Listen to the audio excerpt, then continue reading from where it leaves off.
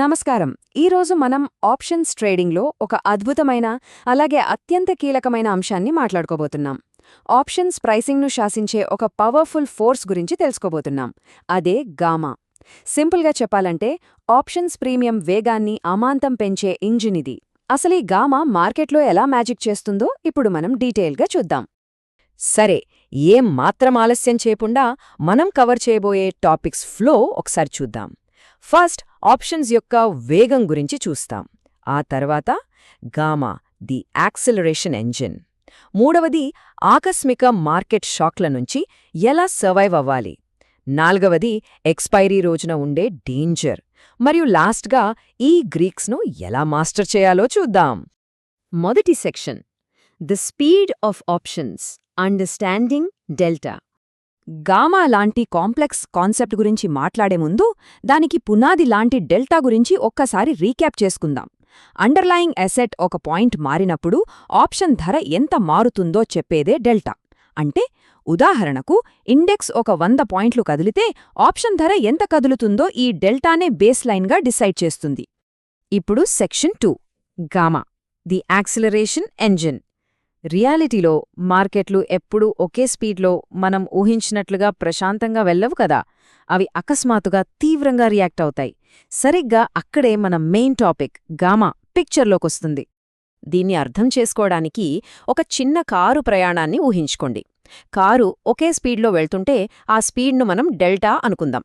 కానీ సడన్గా యాక్సిలరేటర్ గట్టిగా నొక్కితే కారు వేగం అమాంతం పెరుగుతుంది కదా. ఆ పెరిగే త్వరణం, ఆ యాక్సిలరేషనే ఈ గామా. డెల్టా వేగాన్ని చూపిస్తే ఆ వేగం ఎంతలా మారుతోందో గామా చూపిస్తుంది.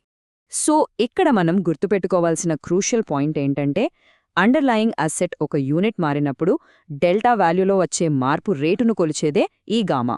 దీన్ని మరింత ఈజీగా చెప్పాలంటే, మనం మాట్లాడుకున్న డెల్టా అనే స్పీడ్ ఎంత వేగంగా మారుతుందో డిసైడ్ చేసేదే గామా. ఈ కారు ప్రయాణాన్ని మళ్ళీ ఒకసారి చూద్దాం. ఫస్ట్, గంటకు 50 మైళ్ళ కాన్స్టెంట్ స్పీడ్లో కారు డ్రైవ్ చేస్తున్నాం. ఇది డెల్టా. సెకండ్ స్టెప్లో సడన్గా గ్యాస్ పెడల్ నొక్కి 70కి వెళ్ళామనుకోండి, ఈ అమాంతం పెరిగిన వేగమే గామా. మార్కెట్ నిలకడగా ఉన్నప్పుడు డెల్టా ఒకటే పనిచేస్తున్నట్లు అనిపిస్తుంది. కాని మార్కెట్ విపరీతంగా వోలటైల్గా ఉన్నప్పుడు గామా పవర్ బయటపడుతుంది. మూడవ section, surviving sudden market shocks.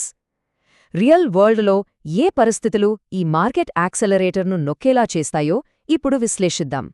Market ప్రశాంతతను ఒక్కసారిగా దెబ్బతీసే కొన్ని ఎక్స్టర్నల్ ఫోర్సెస్ ఉంటాయి.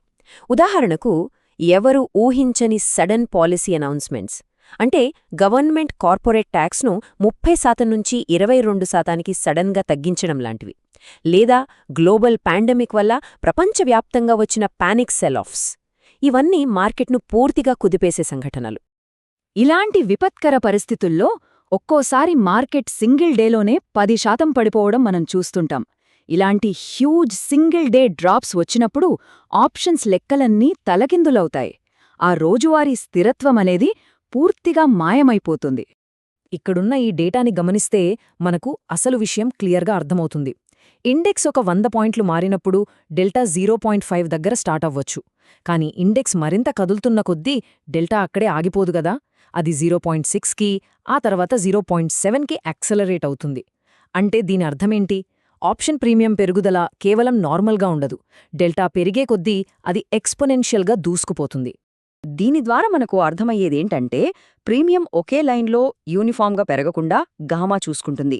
ఒకవేళ మార్కెట్ ఒకేసారి 500 పాయింట్ల భారీ ర్యాలీ చేస్తే కేవలం డెల్టా వల్ల వచ్చే అంచనాలకు మించి ఆప్షన్ వాల్యూ ఆకాశాన్ని తాకడానికి ఈ గామానే అసలు కారణం. Fourth section, the expiry day danger. Options ట్రేడింగ్లో అత్యంత ప్రమాదకరమైన వోలటైల్ ఫేజ్ గురించి ఇప్పుడు మాట్లాడుకుందాం. ఎక్స్పైరీ టైం దగ్గర పడే కొద్దీ గామా ఎఫెక్ట్ ఎలా మారుతుందో ఇక్కడ చూడొచ్చు. ఎక్స్పైరీకి ఇంకా చాలా వారాల సమయం ఉంటే గామా రిస్క్ చాలా తక్కువే. గడువుకు కొన్ని రోజులు మాత్రమే ఉన్నప్పుడు అది మీడియం స్థాయికొస్తుంది. కానీ ఎక్స్పైరీ రోజున మాత్రం గామా రిస్క్ తారాస్థాయికి చేరుకుంటుంది. ఆప్షన్ కాంట్రాక్ట్ ముగింపు గంటల్లో ఈ గామా ఒక పెద్ద బాంబులా తయారవుతుంది.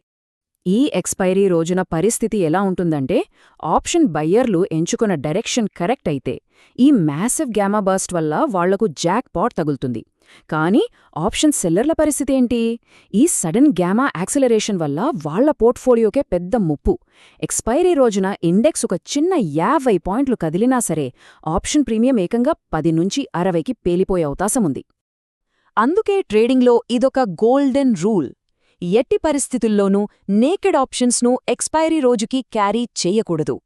గామా దాని పీక్ స్టేజ్లో ఉన్నప్పుడు ఎలాంటి హెడ్జింగ్ లేని షార్ట్ పొజిషన్లను పట్టుకుని కూర్చోవడమనేది అక్షరాలా నిప్పుతో చెలగాటమే.